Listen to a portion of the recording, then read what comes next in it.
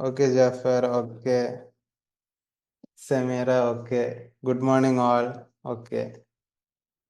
അപ്പോ how was the meditation? Basic meditation തന്നെയായിരുന്നു നമ്മൾ ഇന്നും ചെയ്തുകൊണ്ടിരുന്നത്. Body scan, breath work. ശരിക്കല്ലേ മെഡിറ്റേഷന്റെ ബ്രത്ത് വർക്ക് മെഡിറ്റേഷൻ നിങ്ങൾക്ക് ഭയങ്കരമായിട്ട് ഡീപ്പായിട്ട് ഇറങ്ങി ചെല്ലുമ്പോഴാണ് നമ്മൾ ഇതിന്റെ മുന്നേ തന്നെ സെഷനിൽ 1-2 സെഷനിൽ ചെയ്തിരുന്നു ഫോർ ഹെഡ് മെഡിറ്റേഷൻ.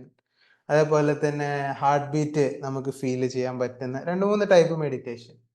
അതൊക്കെ കറക്റ്റായിട്ട് ഡീപ്പായിട്ട് നമുക്ക് അതിലേക്ക് ഇറങ്ങി ചെല്ലണമെങ്കിൽ ബ്രത്ത് വർക്കിന്റെ ഈ ശ്വാസത്തെ നമ്മൾ ശ്രദ്ധിച്ചുകൊണ്ടുള്ള മെഡിറ്റേഷൻ അല്ലെങ്കിൽ മൈൻഡ്ഫുൾനെസ് നമ്മൾ കൂടുതലായിട്ട് അതിലേക്ക് ആയിട്ട് നമുക്ക് മനസ്സിൽ ഉറക്കണം അല്ലെ.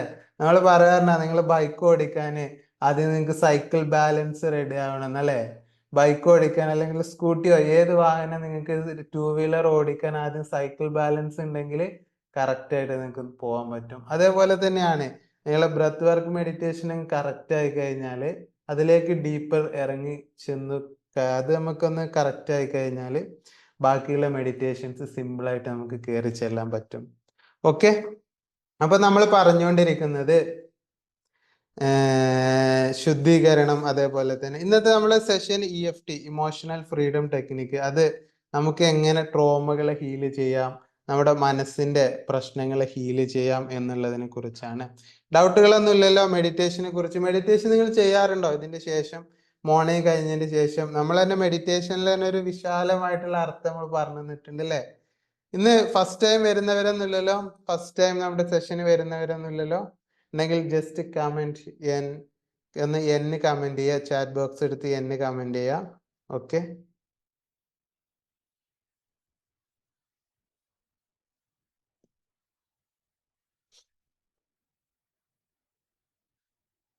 അപ്പം ഇമോഷണൽ ഫ്രീഡം ടെക്നിക്ക് EFT.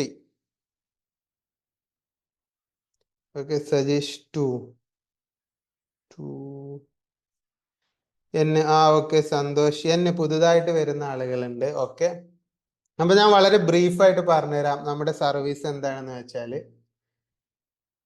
നമ്മുടെ ശാരീരികപരമായിട്ടുള്ള അസുഖങ്ങളും അതേപോലെ തന്നെ മാനസിക പ്രശ്നങ്ങളും നമ്മുടെ ബുദ്ധിമുട്ടുകൾ എന്ത് തന്നെ ആയിരുന്നാലും അതൊക്കെ എടുത്തു കഴിഞ്ഞാൽ അതിന്റെ അടിസ്ഥാനപരമായിട്ടുള്ള കാരണം നമ്മൾ തേടിപ്പോയി കഴിഞ്ഞാൽ അതിന്റെ പ്രശ്നങ്ങൾ എന്താണെന്ന് അന്വേഷിച്ച് നമ്മൾ നടന്നു കഴിഞ്ഞാൽ അവസാനം നമ്മൾ എത്തിപ്പെടുക നമ്മുടെ മനസ്സിന്റെ അകത്തുള്ള നമ്മുടെ ഇമോഷൻസ്, നമ്മുടെ വികാരങ്ങളെ നമുക്ക് നിയന്ത്രിക്കാൻ പറ്റുന്നില്ല. നമ്മുടെ ഇമോഷൻസ് അവിടെ ഓട്ടോമാറ്റിക്കലി വരുന്നു. നമുക്ക് ദേഷ്യം വരുന്നത്, സങ്കടം വരുന്നത്, അതേപോലെ തന്നെ നമുക്ക് ആശങ്കകള്, ആങ്സൈറ്റി, പേടികള്, ബാക്കിയുള്ള ഒട്ടുമിക്ക സംഭവങ്ങളും നെഗറ്റീവ് ഇമോഷൻസ് നമ്മൾ പറയും. ഇതൊക്കെ വരുന്നത് നമുക്ക് നിയന്ത്രിക്കാൻ പറ്റാത്ത രീതിയിൽ വരുന്നതിനുള്ള കാരണം നമ്മുടെ മനസ്സിൽ നമ്മൾ ക്ലീൻ ചെയ്യാതെ വെച്ച ഒരുപാട് മാലിന്യങ്ങളാണ്. പഴയകാല ഓർമ്മകള്, ബാക്കിയുള്ളവരോടുള്ള വിദ്വേഷങ്ങള്, പക, ദേഷ്യം, ബാക്കിയുള്ളവരുടെ നമ്മുടെ മനസ്സിൽ കൊണ്ടുവന്നിട്ട ഒരുപാട് സംഭവങ്ങള്, ഇത്തരത്തിലുള്ള ഒരുപാട് ഓർമ്മകൾ നമ്മളെ വേട്ടയാടുന്നു. അത് നമുക്ക് ഒരുപാട് ബുദ്ധിമുട്ടുകൾ ഉണ്ടാക്കുന്നു. അത് നമ്മുടെ മനസ്സിനെ ശരിയായ രീതിയിൽ പ്രവർത്തിക്കുന്നതിൽ നിന്നും തടസ്സം സൃഷ്ടിക്കുന്നു. അതാണ് മാനസിക പ്രശ്നങ്ങളായിട്ട് വരുന്നത്. പേടി വരുന്നു, ആശങ്ക വരുന്നു, ഡിപ്രഷൻ, വിഷാദരോഗം വരുന്നു. വിഷാദരോഗത്തിന് അതിനു വേണ്ടി എന്ത് ചെയ്യും? സാധാരണയാണെങ്കിൽ നമ്മൾ അതിനു വേണ്ടി SSRI എന്ന് പറഞ്ഞ ഒരു ടൈപ്പ് മരുന്നുകളുണ്ട്. അതേപോലെ തന്നെ വേറെയും കുറെ ടൈപ്പ് ഉണ്ട് വിഷാദരോഗത്തിനുള്ള മരുന്നുകൾ. അത് കഴിച്ചു കഴിഞ്ഞാല് നമ്മുടെ തലയിൽ സൽക്കാലം സെറോട്ടോണിൻ എന്ന് പറഞ്ഞ ഒരു ഹോർമോൺ ഉണ്ടാവും. അങ്ങനത്തെ ഒരു ന്യൂറോ ട്രാൻസ്മിറ്റർ നമ്മുടെ തലക്കകത്ത് ഉണ്ടാവും. അപ്പൊ നമുക്ക് ഒരു സമാധാനം കിട്ടും. അത് കഴിഞ്ഞാൽ വീണ്ടും പഴയ പോലെ ആവും. നമ്മുടെ ഈ പ്രശ്നങ്ങള് മരുന്ന് കഴിച്ചിട്ടും എന്തൊക്കെ കഴിച്ചിട്ടും മാറാതെ വരുന്നത്, പൂർണ്ണമായിട്ടും കയ്യിലേക്ക് നമുക്ക് കൈപ്പിടിയിൽ ഒതുക്കാൻ പറ്റാതെ വരുന്നതിന്റെ കാരണം അടിസ്ഥാനപരമായിട്ടുള്ള പ്രശ്നമായ നമ്മുടെ ഓർമ്മകളിലെ ഒരുപാട് സംഭവങ്ങൾ, ട്രോമകൾ എന്ന് പറഞ്ഞാല് പഴയ കാലത്തെ നമുക്ക് ഇഷ്ടപ്പെടാത്ത ഓർമ്മകള്, നമ്മുടെ വികാരങ്ങൾ ഉണ്ടാക്കുന്ന ഓർമ്മകൾ അല്ലെ. ചില സംഭവങ്ങളെ കുറിച്ച് നമ്മൾ ആലോചിക്കുമ്പോൾ തന്നെ നമുക്ക് ഇമോഷൻസ് വരില്ലേ.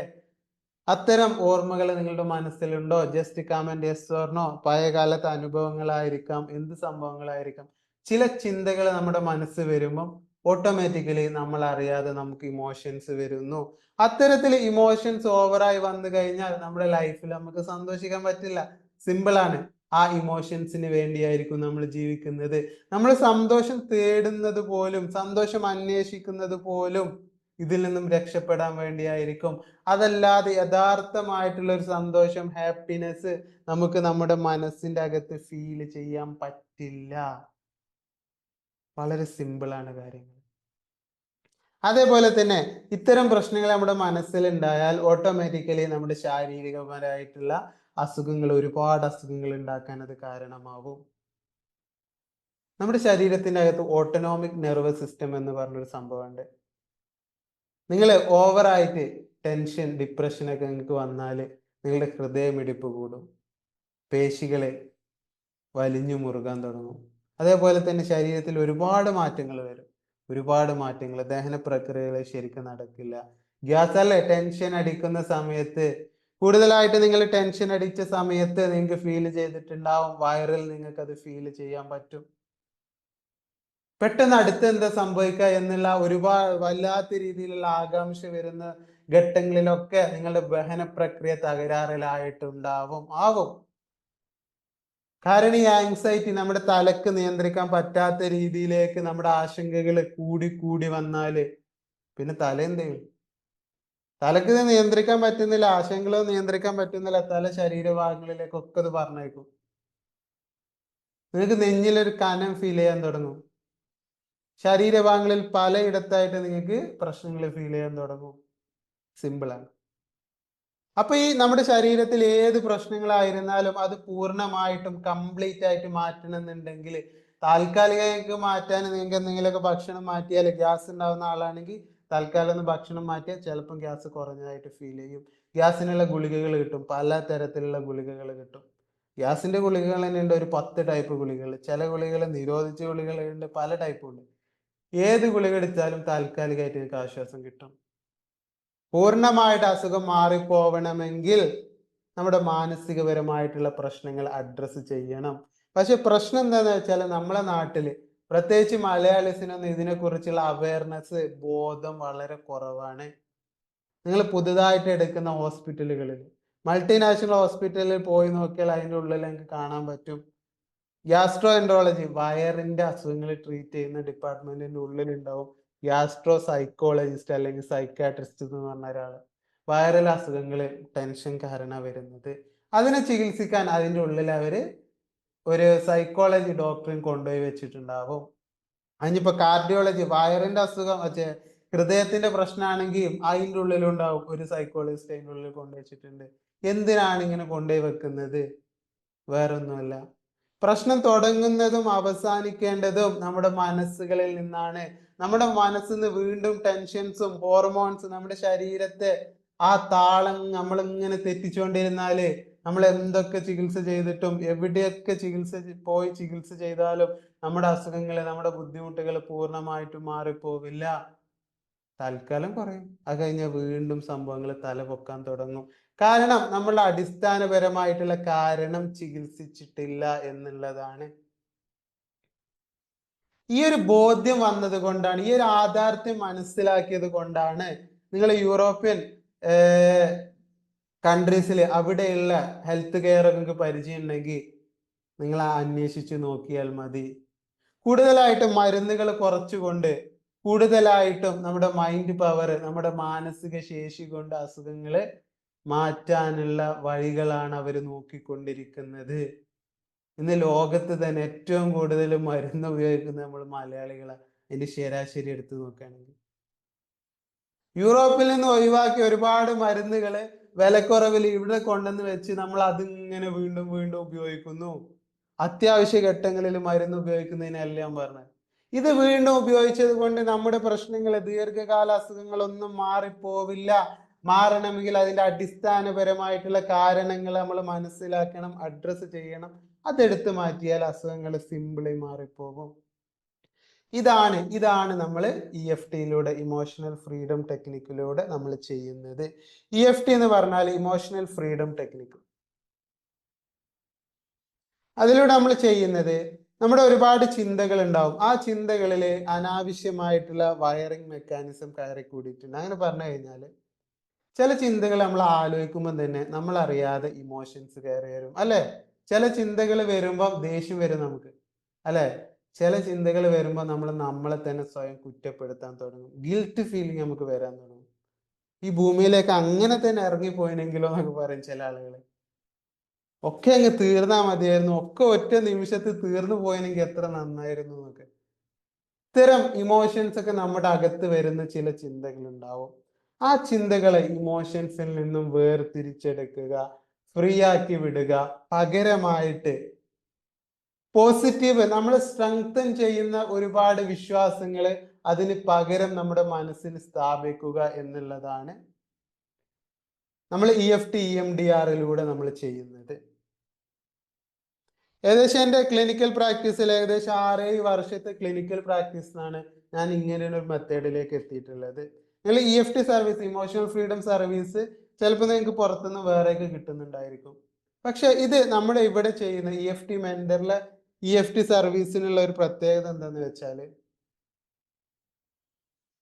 ഇത് നമ്മളെ സയൻസ് ബാക്ക്ഡ് ആയിട്ട് EMDR എന്ന് പറഞ്ഞ സയൻസ് ബാക്ക്ഡ് ആയിട്ടുള്ള മെത്തഡോളജി അടക്കം നിങ്ങൾക്കിത് എവിടെ സെർച്ച് ചെയ്ത് നോക്കിയാലും നിങ്ങൾക്ക് മനസ്സിലാക്കാൻ പറ്റും. ഇറ്റ്സ് സയന്റിഫിക്കലി പ്രൂവൺ മെത്തേഡ്സ് ആണ് നമ്മൾ ഉപയോഗിക്കുന്നത്.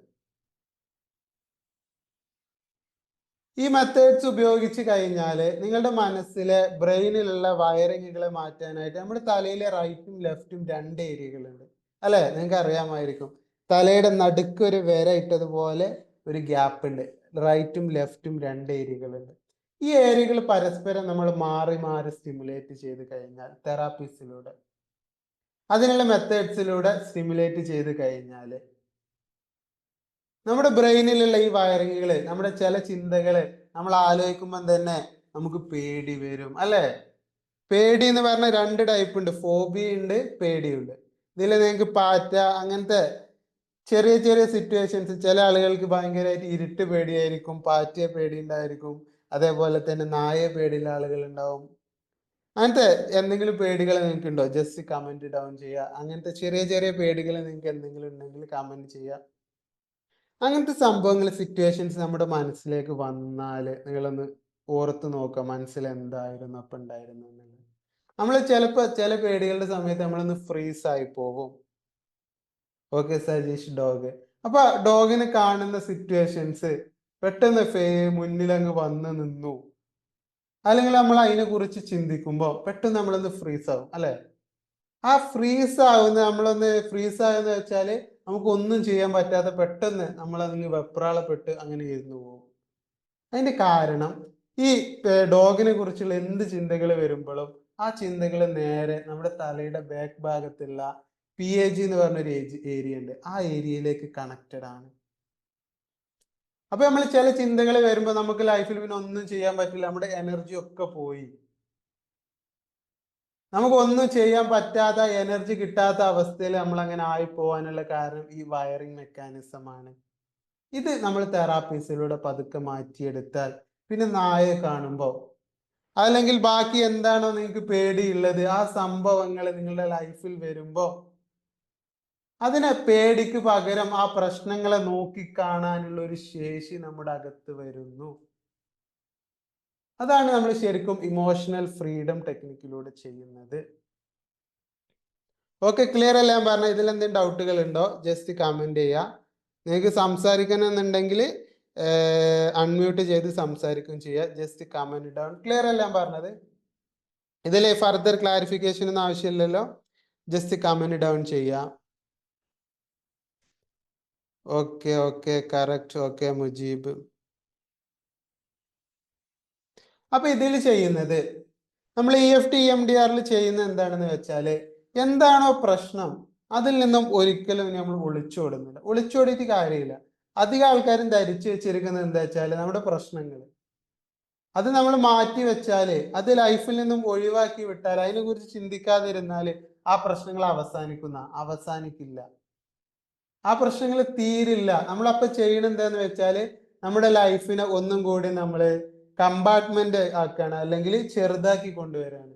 നമ്മുടെ സാധ്യതകളെ ഒരുപാട് ചെറുതാക്കുക നമ്മൾ ചെയ്യുന്നത്. നമുക്ക് അങ്ങനെയും ജീവിക്കാം കേട്ടോ.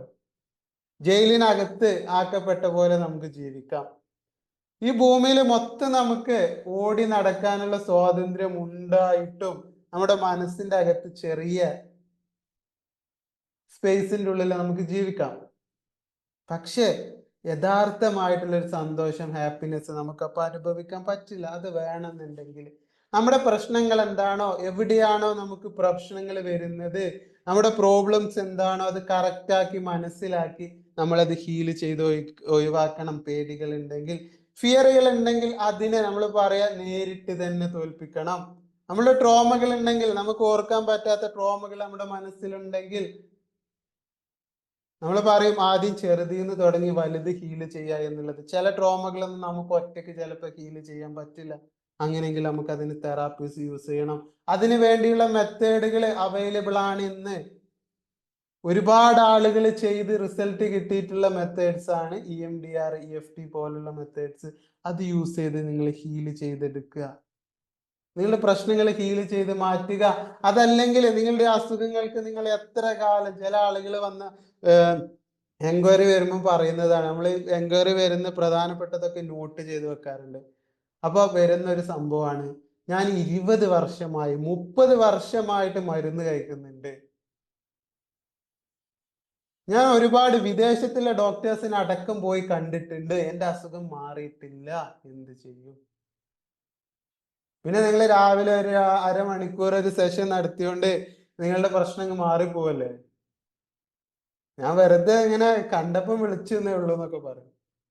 ഇത് നിങ്ങൾ മനസ്സിലാക്കേണ്ട അടിസ്ഥാനപരമായിട്ടുള്ള കാര്യം എന്ന് പറഞ്ഞാല്, നിങ്ങളുടെ പ്രശ്നം മാറണമെങ്കിൽ അതിന്റെ ഉത്തരവാദിത്തം ആർക്കാണോ പ്രശ്നമുള്ളത് നമ്മൾ ഏറ്റെടുക്കണം. എന്നിട്ട് എന്താണോ നമ്മുടെ മനസ്സിനകത്ത് പ്രശ്നമുള്ളത് ഹീൽ ചെയ്ത് ഒഴിവാക്കാനുള്ള കാര്യങ്ങൾ ഉണ്ടെങ്കിൽ അത് നമ്മൾ ഹീൽ ചെയ്ത് മാറ്റിയാല്, അതിന്റെ അടിസ്ഥാനപരമായ കാര്യങ്ങൾ നമ്മൾ എടുത്തൊഴിവാക്കിയാല് പൂർണ്ണമായിട്ട് തന്നെ നമ്മുടെ അസുഖങ്ങൾ മാറും. പക്ഷെ ലൈഫ് സ്റ്റൈൽ ഡിസീസ്, ജീവിതശൈലി അസുഖങ്ങളൊക്കെ വരുമ്പം തന്നെ ആളുകൾ മനസ്സിലാക്കി വെച്ച എന്താന്ന് വെച്ചാല്, ഒക്കെ സെമിറ ഷുഗർ മാറുമോ എന്നുള്ളത്. ഷുഗർ മാറുമോ? ജസ്റ്റ് നിങ്ങൾ കമന്റ് ചെയ്യോ, നിങ്ങൾ തന്നെ കമന്റ് ചെയ്യോ, ഷുഗർ മാറിപ്പോകുമോ? ഡയബറ്റിക്, നമ്മള് മുന്നത്തെ ഒരു സെഷനിൽ നമ്മൾ ഡിസ്കസ് ചെയ്തിട്ടുണ്ട് ഡയബറ്റിക്കിനെ കുറിച്ച്. ഷുഗർ മാറിപ്പോകുമോ? Just comment yes or no. Sugar മാറിപ്പോകുമോ? അല്ലെ, നമ്മൾ പുറത്ത് നമ്മളൊന്ന് യൂട്യൂബിൽ അടിച്ചു നോക്കിയാലും ഗൂഗിൾ അടിച്ചു നോക്കിയാലും ഒക്കെ നിങ്ങൾക്ക് എന്താ കാണാൻ പറ്റുക? ഡയബറ്റിക് ഒരിക്കൽ വന്നാല് പിന്നെ മാറില്ല എന്നുള്ളതല്ലേ നിങ്ങൾക്ക് കാണാൻ പറ്റുക. ജസ്റ്റ് എല്ലാവരും കമന്റ് ചെയ്യൂ, കമന്റ് ബോക്സ് എടുത്ത് കമന്റ് ചെയ്യൂ. ഓക്കെ, ജസ്റ്റ് ഷുഗർ മാറുമോ ഇല്ലയോ, ജസ്റ്റ് കമന്റ് ചെയ്യാം. ഷുഗറിന്റെ കാര്യത്തിൽ നമ്മൾ മനസ്സിലാക്കേണ്ടത് എന്താന്ന് വെച്ചാൽ, എന്തുകൊണ്ട് ഷുഗർ ഉണ്ടാവുന്നു, എന്തുകൊണ്ടാണ് ഷുഗർ ഉണ്ടാവുന്നത്, ഡയബറ്റിക് എന്തുകൊണ്ടാണ് ഉണ്ടാവുന്നത്? അത് ഉണ്ടാവാനുള്ള കാരണം എന്ന് പറഞ്ഞാല്, ഓക്കെ മുജീബ് ഇല്ല, ഓക്കെ അത് ജീവിതകാലം മുഴുവനും മാറിപ്പോകില്ല എന്നുള്ളതാണ് നമ്മൾ മനസ്സിലാക്കി വെച്ചിട്ടുള്ളത്.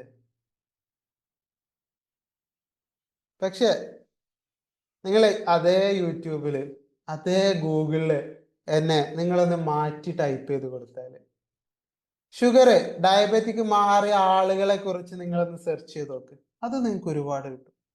ഒരിക്കൽ ഷുഗർ രോഗം വന്ന് അത് കംപ്ലീറ്റ് ആയിട്ട് മാറിപ്പോയ ആളുകളെ, അത് നിങ്ങൾക്ക് ഒരുപാട് കിട്ടും. ഞാൻ വെറുതെ പറയുന്നതല്ല, ഒരുപാട് ഒരുപാടുണ്ട്. പക്ഷെ പ്രശ്നം എന്താന്ന് വെച്ചാല്, അല്ലെ, നമ്മുടെ സോഷ്യൽ മീഡിയയില് നമുക്ക് എന്താണോ കേൾക്കേണ്ടത് എന്നല്ല, ആ കുറെ കാര്യങ്ങള് നമ്മൾ ഇഷ്ടപ്പെടുന്ന കാര്യങ്ങൾ നമ്മുടെ സോഷ്യൽ മീഡിയയിൽ വരുള്ളൂ. നിങ്ങൾ നിരന്തരമായിട്ട് ഈ ഷുഗറിന്റെ മാറാത്ത ആളുകളെ കുറിച്ചുള്ള ഡിസ്കഷൻ ആണ്, ഒരിക്കലും മാറില്ല എന്നുള്ള വിശ്വാസമായിട്ടാണ് നിങ്ങൾ പോകുന്നതെങ്കിൽ ഓട്ടോമാറ്റിക്കലി അത്തരം വീഡിയോസ് ആണ് നിങ്ങളുടെ ഫീഡിൽ കൂടുതലായിട്ട് വരിക. അത് സോഷ്യൽ മീഡിയ നമ്മൾ മനസ്സ് വായിക്കുന്നോണ്ടല്ല, നമ്മൾ ടൈപ്പ് ചെയ്യുന്ന നമ്മുടെ സ്വഭാവത്തിൽ നിന്നും സോഷ്യൽ മീഡിയയുടെ ആർട്ടിഫിഷ്യൽ ഇന്റലിജൻസ് മനസ്സിലാക്കുന്ന, യൂട്യൂബിന്റെയും അതേപോലെ തന്നെ നമ്മുടെ ഇൻസ്റ്റഗ്രാമിന്റെ ഒക്കെ അതിന്റെ അപ്പുറത്ത് ആർട്ടിഫിഷ്യൽ ഇന്റലിജൻസ് ഉണ്ട്, അല്ലെ, അത് മനസ്സിലാക്കുന്നതാണ്. അതല്ലാതെ ഷുഗർ രോഗത്തിന്റെ സിമ്പിൾ ആയിട്ട് ഒന്ന് രണ്ട് കാര്യങ്ങൾ ഞാൻ പറഞ്ഞുതരാം. ഡയബറ്റിക് ഡയബറ്റിക് വരാനുള്ള കാരണം എന്താന്ന് വെച്ചാല് നമ്മുടെ വയറിന്റെ അകത്ത് പാൻക്രിയാസ് എന്ന് പറഞ്ഞ ഒരു ഗ്രന്ഥി ഉണ്ട്. നമ്മുടെ വയറില് ലിവറാണ് ഏറ്റവും വലിയ ഗ്രന്ഥി. രണ്ടാമത്തെ വലിയൊരു ഗ്രന്ഥി വരുന്നത് പാൻക്രിയാസ് ആണ്. ഈ പാൻക്രിയാസ് ആണ് നമ്മുടെ രക്തത്തില് പഞ്ചസാര കൂടുന്നും കുറയുന്നൊക്കെ നിയന്ത്രിക്കുന്നത്. പഞ്ചസാര ഒരുപാട് കൂടിപ്പോയാൽ നമ്മുടെ കോശങ്ങൾക്ക് അത് ബുദ്ധിമുട്ടാവും. ആവശ്യത്തിന് അവർക്ക് പ്രവർത്തിക്കാൻ പറ്റില്ല. അതേപോലെ തന്നെ പഞ്ചസാര നന്നായിട്ട് കുറഞ്ഞാലും ആവശ്യത്തിനുള്ള ഊർജം കിട്ടാതെ നമ്മുടെ കോശങ്ങളൊക്കെ നശിച്ചു പോകാൻ തുടങ്ങും. അപ്പൊ ഇതിനെ നിയന്ത്രിക്കാനുള്ള ഒരാളെ ചുമതലപ്പെടുത്തിയിട്ടുള്ളത് നമ്മുടെ ശരീരം നമ്മൾ ചുമതലപ്പെടുത്തിയിട്ടുള്ളത് നമ്മുടെ പാൻക്രിയാസിനെയാണ്. പാൻക്രിയാസ് ഈ പ്രവർത്തനങ്ങൾ ഇങ്ങനെ നടത്തിക്കൊണ്ടിരിക്കുന്നു. അതിന്റെ പ്രശ്നങ്ങളൊക്കെ സോൾവ് ചെയ്ത് ആ പ്രശ്നങ്ങൾ നടത്തിക്കൊണ്ടിരിക്കുന്നു. ഈ പാൻക്രിയാസ് തന്നെ ഒരു തലക്ക് കൂടെ നമ്മുടെ ദഹനത്തെ നിയന്ത്രിക്കുന്നുണ്ട്. നമ്മുടെ ദഹനം സുഗമമായി നടത്താനുള്ള പ്രവർത്തനങ്ങൾ നടത്തുന്നുണ്ട്. നമ്മുടെ രക്തത്തിൽ ഈ പഞ്ചസാരയെ നിയന്ത്രിക്കുന്നുണ്ട്. ഇത് വളരെ സ്മൂത്തായി പോയിക്കൊണ്ടിരിക്കുമ്പോഴാണ് നമ്മുടെ ടെൻഷൻസ്, പ്രധാനമായിട്ടും സ്വയം ഉള്ള കുറ്റബോധം നമ്മൾ അമിതമായിട്ട് നമ്മുടെ മനസ്സിലേക്ക് കൊടുക്കുമ്പോൾ നമ്മുടെ തലക്ക് കുറെയൊക്കെ താങ്ങും അല്ലെ. കുറച്ചൊക്കെ നമ്മളെ തല താങ്ങി നമ്മൾ പറയും ഒരു ചെവിയിലൂടെ കേട്ട് മറ്റു ചെവിയിലൂടെ ഒഴിവാക്കുക എന്നൊക്കെ പറയും കുറെ കാര്യങ്ങൾ അല്ലെ. അതേപോലെ നമ്മുടെ തല കുറെയൊക്കെ പ്രോസസ്സ് ചെയ്ത് ഒഴിവാക്കാൻ ശ്രമിക്കും. പിന്നെയും കൂടുതലായിട്ട് നിങ്ങൾ ഈ സ്വയം കുറ്റപ്പെടുത്തലുകൾ ശരീരത്തിലേക്ക് വന്നു കഴിഞ്ഞാൽ നമ്മുടെ തല അത് ചാനലൈസ് ചെയ്യും, തലേന്ന് ഒഴിവാക്കി വിടും, വേറെ എങ്ങോട്ടെങ്കിലൊക്കെ പറഞ്ഞു വിടും അല്ലെ. ഭയങ്കരമായിട്ട് നമുക്ക് ബുദ്ധിമുട്ടുണ്ടാവുമ്പോൾ നമ്മൾ വേറെ എങ്ങോട്ടെങ്കിലൊക്കെ പറഞ്ഞു വിടും, ഇനി കുറച്ച് അപ്പുറത്ത് പോയി ഇരിക്കും എന്നൊക്കെ പറയും അല്ലെ. അതേപോലെ നമ്മുടെ തല പറഞ്ഞു വിടും കുറ്റബോധങ്ങൾ നമ്മളെ തല വയറിലേക്ക്. ആ തുടക്കത്തിലൊക്കെ നമുക്ക് ആൻസൈറ്റി, ഗ്യാസിന്റെ ചില ബുദ്ധിമുട്ടുകളൊക്കെ വരാം. അത് കഴിഞ്ഞ് പാൻക്രിയാസിലേക്ക് ചെന്നത് കയറിയിരിക്കും. അധിക പാൻക്രിയാസ് അതിനെ സഹിച്ചൊക്കെ ജീവിക്കാൻ തുടങ്ങും, ഒക്കെ സഹിച്ച് ഒക്കെ ആയിട്ട് ജീവിക്കാൻ തുടങ്ങും. കുറച്ച് കഴിയുമ്പോൾ പാൻക്രിയാസ്, നമ്മൾ അതിന്റെ മെഡിക്കൽ ടേമിൽ പറയാന്ന് പറഞ്ഞാല് സ്വയം ആത്മഹത്യ ചെയ്യാന്ന് പറയും. അപ്പോപ്റ്റോസിസ് എന്നാണ് അതിന്റെ. ഞങ്ങളെന്ന് ഡൗട്ട് ഉള്ളവർ ഗൂഗിളിൽ ഒന്ന് അടിച്ചു നോക്കിയാൽ മതി. അപ്പോപ്റ്റോസിസ് എന്നാണ് അതിന് പറയാം. നമ്മുടെ പാൻക്രിയാസ് സ്വയം ആത്മഹത്യ ചെയ്യാൻ തുടങ്ങും. ജീവിതം മടുത്ത് ആത്മഹത്യ ചെയ്യാൻ തുടങ്ങും നമ്മുടെ പാൻക്രിയാസ്. ഷുഗറിനെ കുറച്ചിരുന്ന ഇൻസുലിൻ ഉണ്ടാക്കുന്ന ബീറ്റ കോശങ്ങളൊക്കെ പതുക്കെ ആത്മഹത്യ ചെയ്യാൻ തുടങ്ങും. അപ്പൊ തുടക്കത്തിൽ എന്താ ഉണ്ടാവുക, നിങ്ങൾ ഇടക്കിടക്ക് ഇങ്ങനെ ടെസ്റ്റ് ചെയ്യുമ്പം ഷുഗർ കുറച്ചൊന്ന് കൂടിയിട്ടുണ്ട്, ഷുഗർ ബോർഡറിലാണ്, ഷുഗർ വരാനുള്ള സാധ്യതയുണ്ട്. ഇത് കേൾക്കുമ്പോൾ എന്താ ചെയ്യാ, നേരെ ഓടി ചെന്ന് ഒന്ന് ഭക്ഷണം കുറച്ചൊക്കെ നിയന്ത്രിക്കാൻ നോക്കും. എന്നിട്ട് മെറ്റ്ഫോമിൻ എന്ന് പറഞ്ഞ ഗുളിക വാങ്ങി കുടിക്കാൻ നോക്കും. മെറ്റ്ഫോമിൻ കുടിക്കുന്നു. അപ്പൊ മെറ്റ്ഫോമിൻ കുടിക്കുമ്പോൾ എന്താ സംഭവിക്കുന്നത് വെച്ചാൽ ആൾറെഡി ജീവിതം മടുത്ത് ആത്മഹത്യ ചെയ്യാനിരിക്കുന്ന പാൻക്രിയാസ് ആണ് നമ്മുടെ വയറിലുള്ളത്. അവിടെ ചെന്നിട്ട് വീണ്ടും അടി തുടങ്ങും. എവിടെയാണ് ഇൻസുലിൻ പുറത്ത് വിടുക എന്ന് പറഞ്ഞാണ്ട് മെറ്റ്ഫോമിൻ ചെന്ന് അവിടെ നിന്ന് അടി പിടി ഉണ്ടാക്കും. ബാക്കിയുള്ള ഇൻസുലിനൊക്കെ പുറത്തേക്ക് വരും.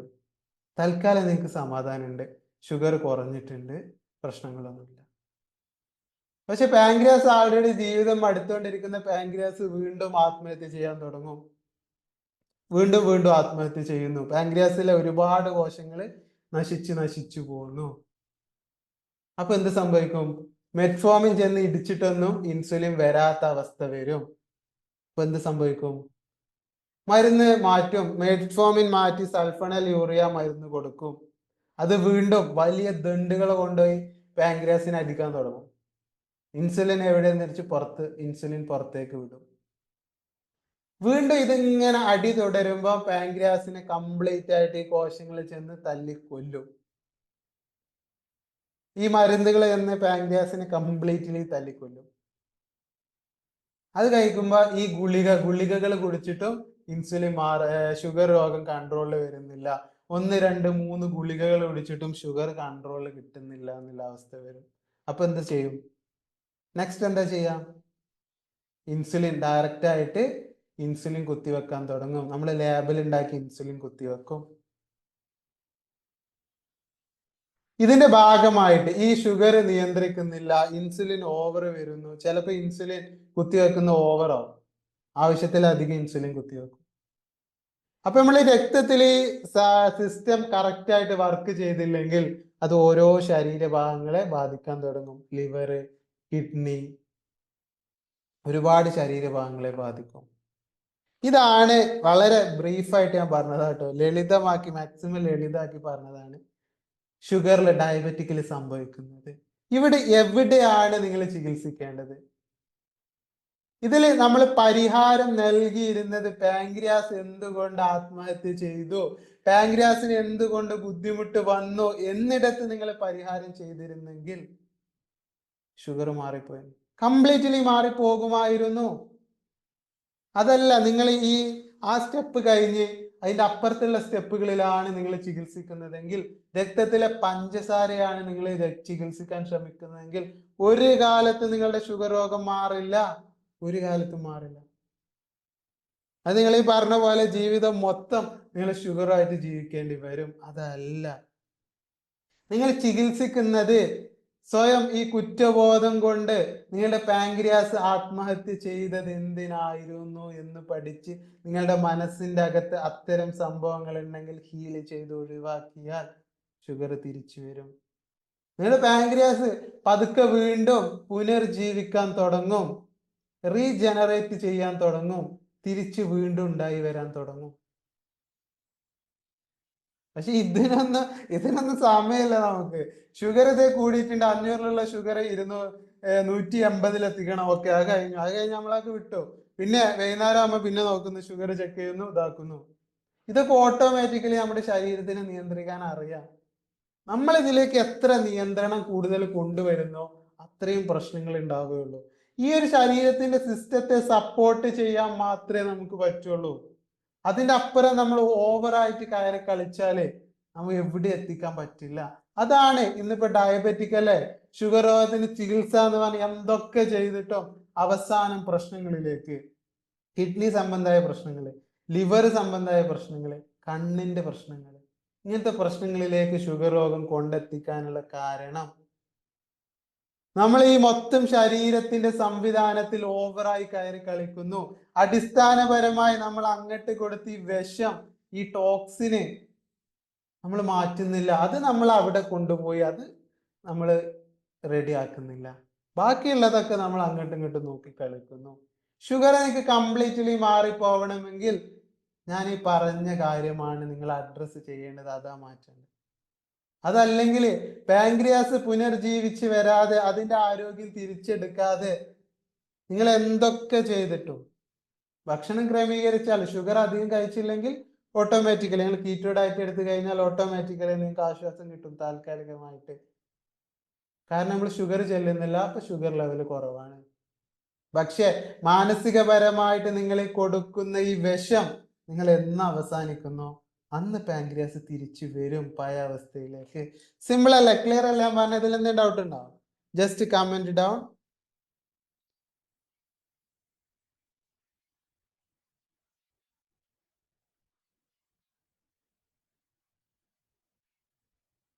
ഓക്കെ, ക്ലിയർ അല്ലേ? ഓക്കെ ജാഫർ, ഇതാണ് ബേസിക്കലി. അതേപോലെ തന്നെ ബ്ലഡ് പ്രഷർ, ബാക്കി സംഭവങ്ങളൊക്കെ എടുത്താൽ അതൊക്കെ മുന്നത്തെ സെഷനിൽ പറഞ്ഞിട്ടുണ്ട്, ഓരോന്നായിട്ട് ഞാൻ ഇതാക്കുന്നില്ല. സിമ്പിളി ഇതാണ് സംഭവിക്കുന്നത്. ഇതില് ഞാൻ ഇന്ന് പറയാൻ വെച്ചിരുന്ന വിഷയം ഞാൻ അധികം പറഞ്ഞിട്ടില്ല. നമ്മളെ ക്ലീനിങ്ങിനെ കുറിച്ചാണ്, നമ്മുടെ ശരീരത്തെ ബാക്കി സംഭവങ്ങളെ ക്ലീൻ ചെയ്യുന്നതിനെ കുറിച്ചാണ് നമ്മൾ പറഞ്ഞുകൊണ്ടിരുന്നത്. അതിൽ തന്നെ വളരെ ഇമ്പോർട്ടൻ്റ് ആയിട്ടുള്ള ഒരു സംഭവമാണ് നമ്മുടെ റിലേഷൻഷിപ്പ് ട്രോമകൾ. ബന്ധങ്ങളിൽ ഉണ്ടാവുന്ന പ്രശ്നങ്ങൾ ഹീൽ ചെയ്യുക എന്നുള്ളത്. റിലേഷൻഷിപ്പ് ട്രോമ നമ്മൾ എടുക്കുമ്പോൾ അതിലൊരു വലിയൊരു പ്രശ്നം എന്താണെന്ന് വെച്ചാൽ നമ്മുടെ ചെറുപ്പകാലം മുതലുള്ള ഫാക്ടേഴ്സ് അതിൽ വരും. നമുക്ക് ബന്ധങ്ങളിൽ ആത്മാർത്ഥമായിട്ട്, അതേപോലെ തന്നെ നമ്മൾ വിചാരിച്ച പോലെ ബാക്കിയുള്ളവർ നമ്മളോട് പെരുമാറുന്നില്ല, അതേപോലെ തന്നെ നമ്മുടെ സാമൂഹിക ജീവിതത്തിൽ പ്രശ്നങ്ങളുണ്ട്, വിചാരിച്ചൊരു ഹാപ്പിനെസ് നമ്മുടെ ബന്ധങ്ങളിൽ വരുന്നില്ല എന്നുള്ള ബുദ്ധിമുട്ടുണ്ടാവുന്നതാണ്. സ്വയം തെറ്റ് ചെയ്യുന്നവർക്കാണോ കുറ്റബോധം ഉണ്ടാവുന്നത്? അത് ഇല്ലേ, ഞാൻ പറഞ്ഞുതരാം, ക്ലിയർ ആക്കി പറഞ്ഞുതരാം. ഓക്കെ, നമുക്കെന്നാ ഈ ടോപ്പിക് എന്നാ അടുത്ത സെഷനിൽ പറയാം കേട്ടോ. നമ്മുടെ റിലേഷൻഷിപ്പ് ട്രോമകളെ ഹീൽ ചെയ്യുന്നതിനെ കുറിച്ചുള്ള ഡീറ്റെയിൽഡ് ആക്കി നമുക്ക് ആ അടുത്ത സെഷനിൽ നമുക്ക് പറയാം. അത് കുറച്ചുണ്ട് പറയാൻ. ഓക്കെ, അപ്പൊ അല്ലേ, കുറ്റബോധം ഉണ്ടാവുന്നത് തെറ്റ് ചെയ്യുന്നവർക്കാണ്. കുറ്റബോധം എന്ന് പറഞ്ഞാല് നമ്മൾ സ്വയം കുറ്റപ്പെടുത്തുക. അത് എപ്പോഴാണ് ഉണ്ടാവുന്നതെന്ന് ചോദിച്ചാല് നമുക്ക് ഓരോരുത്തർക്ക് നമ്മുടേതായിട്ടുള്ള ധാർമ്മികത ഉണ്ടാവും, മൂല്യങ്ങൾ ഉണ്ടാവും, കുറെ കാര്യങ്ങൾ ഉണ്ടാവും അല്ലെ? നമ്മൾ ലൈഫിൽ എന്ത് സംഭവിച്ചാലും, കയ്യിൽ എല്ലാ പൈസ പോയാലും, എന്തൊക്കെ സംഭവിച്ചാലും നമ്മൾ വിട്ടുകൊടുക്കില്ല എന്ന് പറയുന്ന, നമ്മുടെ ജീവിതത്തിന്റെ അടിസ്ഥാനം എന്ന് വിചാരിക്കുന്ന ഒരുപാട് മൂല്യങ്ങൾ ഉണ്ടാവും നമുക്ക് അല്ലെ? ആ മൂല്യങ്ങളിൽ എന്തെങ്കിലുമൊക്കെ പ്രശ്നം സംഭവിക്കുമ്പോഴാണ് ശരിക്കും നമ്മുടെ മനസ്സിൽ അകത്ത് മുറിവേൽക്കുന്നത്, വലിയ രീതിയിലുള്ള കുറ്റബോധം വരുന്നത് അല്ലെ? അപ്പോഴായിരിക്കും നിങ്ങൾക്ക് എവിടെയെങ്കിലും കുറ്റബോധം ഒരു അംശമെങ്കിലും ഉണ്ടെങ്കിൽ നിങ്ങൾ അതൊന്ന് നോക്കുക. പിന്നെയുള്ളത് നമ്മുടെ ഭാഗത്തു നിന്നും സംഭവിച്ച തെറ്റുകളായിരിക്കാം. അതേപോലെ തന്നെ തെറ്റുകൾ മാത്രമാവണമെന്നില്ല. നമ്മൾ ചില ഘട്ടങ്ങളിൽ നമുക്ക് വിചാരിച്ച രീതിയിൽ വർക്ക് ചെയ്യാൻ പറ്റിയില്ല. നമ്മളിൽ നിന്നും അതിലേറെ എക്സ്പെക്ട് ചെയ്യുന്നു അല്ലെ? നമ്മൾ കുറച്ചും കൂടി ഭംഗിയായിട്ട് കാര്യങ്ങൾ ചെയ്യും, മനസ്സിലാക്കും. ബാക്കിയുള്ളവര് എന്നെ പറ്റിച്ചു പോകുന്നത്, എന്റെ പൈസ എടുത്തുകൊണ്ട് പോകുന്നത് എനിക്ക് ശ്രദ്ധിക്കാമായിരുന്നു. ഇങ്ങനത്തെ ഒരുപാട് സംഭവങ്ങൾ ഉണ്ടാവും. ഇതൊക്കെ എന്തൊക്കെ കാര്യങ്ങൾ കൊണ്ടാണോ നമ്മൾ സ്വയം കുറ്റപ്പെടുത്തുന്നത്, എന്റെ ഭാഗത്തു നിന്നും സംഭവിച്ച തെറ്റുകളായിരിക്കാം, എന്തോ ആയിരിക്കാം, അതിന്റെ കാരണമായിട്ട് നമ്മൾ സ്വയം ഞാൻ ചെയ്തത് ശരിയായില്ല, എന്നെ കുറിച്ച് നമ്മള് അത്ര പോരാ അല്ലെ, ഇങ്ങനത്തെ കുറെ സംഭവങ്ങൾ അതിന്റെ ഭാഗമായിട്ടുണ്ടാവും. അതിന് നമ്മള് മൊത്തത്തിൽ പറയുക ലോ സെൽഫ് എസ്റ്റീം എന്നാണ്. നമുക്കൊരു ആത്മവിശ്വാസം വരുന്നില്ല, എന്ത് കാര്യം ചെയ്യാനും നമുക്കൊരു എനർജി കിട്ടുന്നില്ല. കാരണം ഈ നെഗറ്റീവായിട്ട് നമ്മൾ പോരാ, നമ്മളെ കുറിച്ചുള്ള ഒരുപാട് നെഗറ്റീവ് വിശ്വാസങ്ങൾ നമ്മുടെ മനസ്സിന്റെ അകത്ത് ഇങ്ങനെ കയറ്റി വെച്ചിട്ടുണ്ട്. കാര്യങ്ങൾ ചെയ്യാൻ അതുകൊണ്ട് തന്നെ ഇത് പിറകോട്ട് വലിക്കുന്നതുകൊണ്ട് നമുക്കൊരു ഊർജം കിട്ടില്ല, എനർജി കിട്ടില്ല. അതിന് കാരണങ്ങൾ ഒരുപാടായിരിക്കും കേട്ടോ.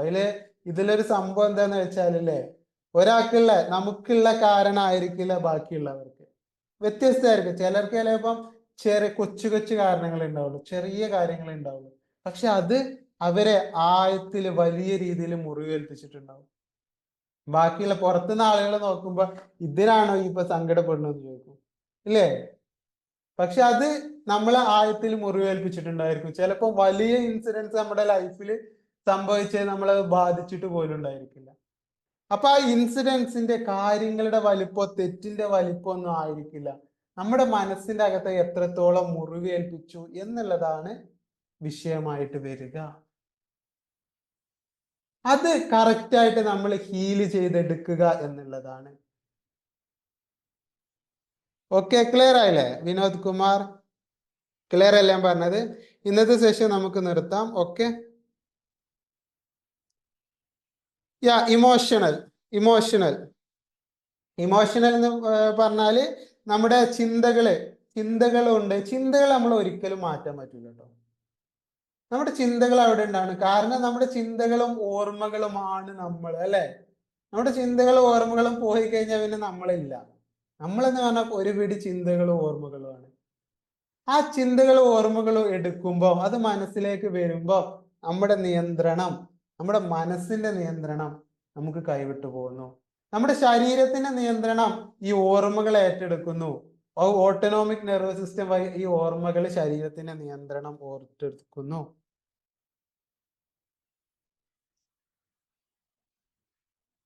ഇത് കാരണം നമുക്ക് ലൈഫിൽ ശരിയായ ജീവിതം ജീവിക്കാൻ പറ്റുന്നില്ല. ഈ ഓർമ്മകളെ നമ്മളെ നിയന്ത്രിക്കുന്നു. അതാണ് ശരിക്കുള്ള യഥാർത്ഥമായിട്ടുള്ള പ്രശ്നം. Okay, thank you all. അപ്പൊ നമുക്ക് ഇന്നത്തെ സെഷൻ നിർത്താം. ക്ലിയർ ആയിരിക്കുന്നു എന്ന് വിചാരിക്കുന്നു. അപ്പൊ ആരെങ്കിലും രജിസ്റ്റർ ചെയ്യാൻ ബാക്കി ഉണ്ടെങ്കിൽ നമ്മുടെ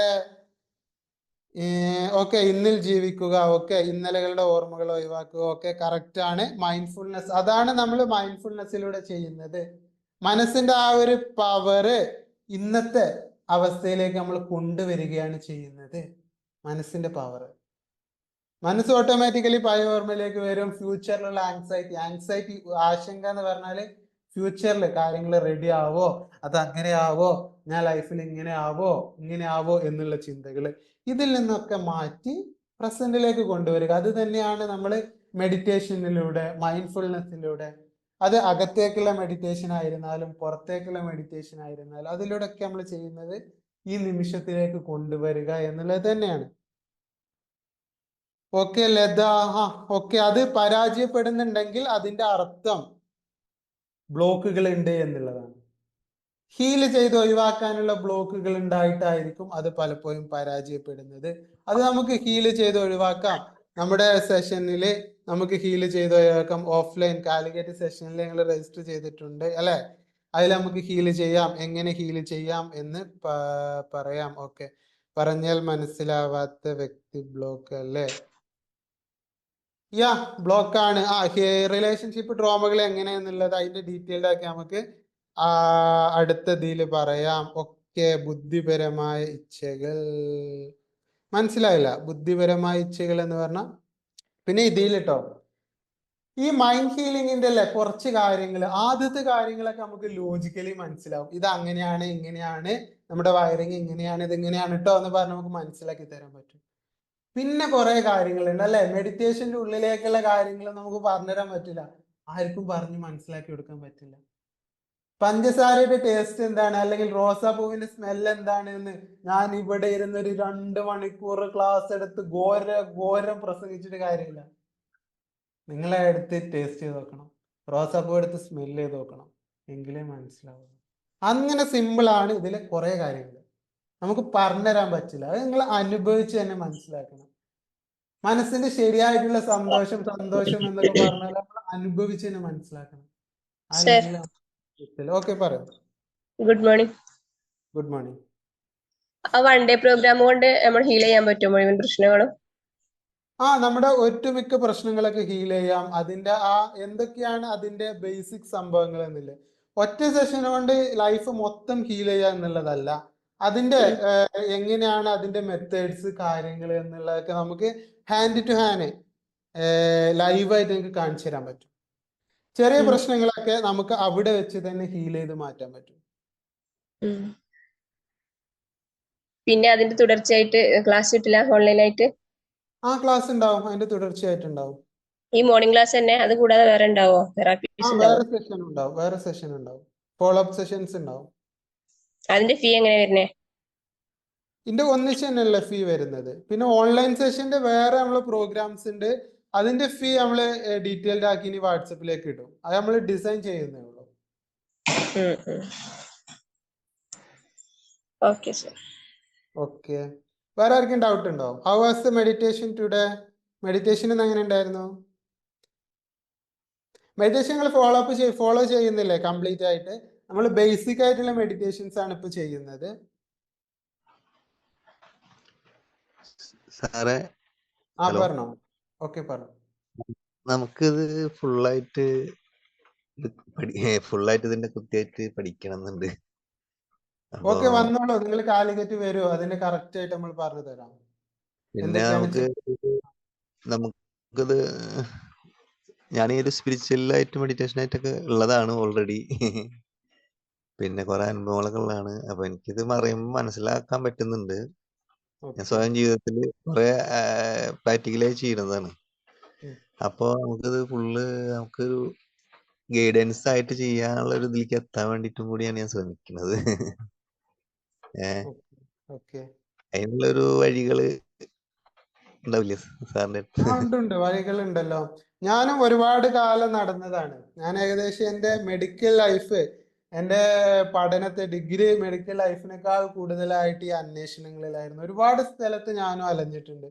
ഇതിന്റെ ഒരു സംഭവം എന്താന്ന് വെച്ചാല്, അത് നമുക്ക് നമ്മളിലേക്ക് ഇങ്ങോട്ട് കടന്നു വരണം കുറെ കാര്യങ്ങൾ അല്ലെ? നിങ്ങൾക്കത് മനസ്സിലായിണ്ടാവും. കുറെ കാര്യങ്ങൾ നമ്മളിലേക്ക് ഇങ്ങനെ കടന്നു വരണം. അത് നമുക്ക് ഗൈഡൻസ് തരാൻ പറ്റും. കാലിക്കറ്റ് നമ്മുടെ ഓഫീസ് ഇതാക്കുന്നുണ്ട്, നിങ്ങൾക്ക് വരാം, എപ്പോഴും വരാം. That's okay, no problem. ഞാൻ ടെലിപ്പതിയിൽ ചെയ്യുന്നുണ്ട്, ഡൗസിങ്. മെന്റൽ പ്രോബ്ലം കണ്ടെത്തിയിട്ട് കാരണത്തിന്റെ ഡൗസിങ്ങിലൂടെ. പിന്നെ ഇതിപ്പോ നമുക്ക് ഒന്നുകൂടി വ്യക്തത ആവും. ഇങ്ങനെ പറയുമ്പോൾ എനിക്ക് കൂടുതൽ വ്യക്തത ആവുന്നുണ്ട്. ഡൗസിങ്ങിലൂടെ നമുക്ക് സ്പിരിച്വൽ ആയിട്ട് നമ്മൾ കണ്ടക്ട് ചെയ്യാൻ പറ്റുന്നുണ്ട്. ടെലിപ്പതി. ഓക്കെ, നിങ്ങൾക്ക് വരാം കേട്ടോ, നോ പ്രോബ്ലം. അതിനുള്ള പ്രോഗ്രാംസ്, കംപ്ലീറ്റ് ഗൈഡൻസിന്റെ പ്രോഗ്രാംസ് ഒക്കെ നമ്മൾ ഡിസൈൻ ചെയ്യുന്നേ ഉള്ളൂ. ഓക്കെ, വേറെ ആർക്കും ഡൗട്ടുകൾ ഉണ്ടോ? ഓക്കെ, വിനോദ് കുമാർ. ഓക്കെ, ഡൗട്ടുകൾ എന്തുണ്ടാവും? ഡൗട്ടുകളൊന്നുമില്ല. സാറ് അത്രയും കറക്റ്റ് ആയിട്ട് പറയണതുകൊണ്ട് ഡൗട്ടുകളില്ല. ഓക്കെ ഓക്കെ ചോദിക്കേണ്ട ഒരു അവസ്ഥ വരില്ല. പിന്നെ നമ്മള് ജസ്റ്റ് ചോദിക്കുന്നു മാത്രം.